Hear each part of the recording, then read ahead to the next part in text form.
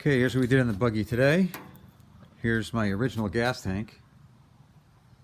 And the original tank had a really long tube in it.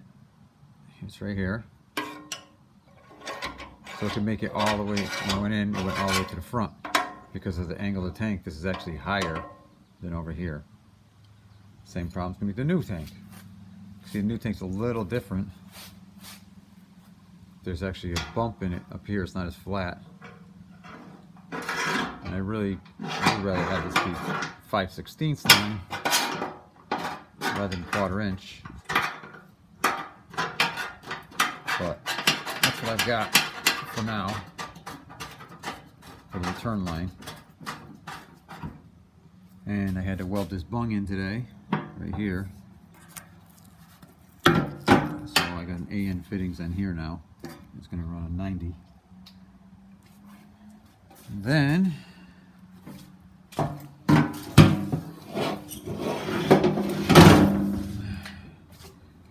just like the other tank, I also had to put a filler cap on it.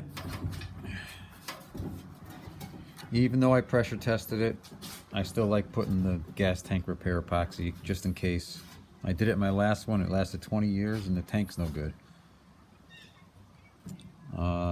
So I put the filler in. I filled in this one, the old filler. I'm going to leave this 5/8 one, I think it's probably 5/8 tube this time. So I might actually use that for something, like a vent or whatever. Here's the old ones where you can see I filled them in.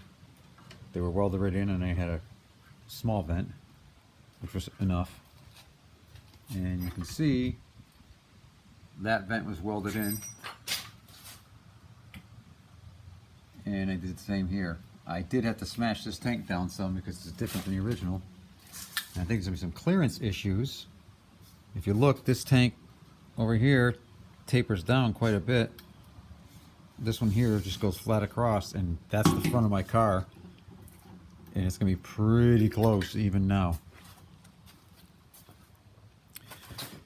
And then I spent the time, the past couple days between that and working on my new bumper braces. You can see here. So these basically just use exhaust bolts. They're just U-bolts from exhausts. They got to be replaced and put longer ones in, but for now. So I made up these. There's a heavy half circles in there. It fits the beam.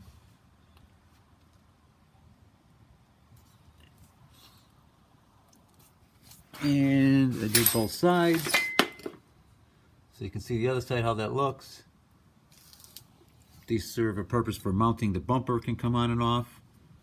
Originally, they were right here. But that's not going to allow enough room for a radiator. So this is as far out as I can take it. It's just over 25 inches. These tabs hold the nose of the car up. So this also holds the nose in place. It used to have a crossbar in the front that went to the beam. See the holes, they went to the beam. It held the license plate and stuff. All that's gone now. I still got to get these to where they can be supported. I'm not sure if I'm going to run an ear over, an angled bracket. I don't really know because I don't have a radiator yet. And right now the body is still supported on straps. So these straps hold the nose from sagging until I can at least put those ears on.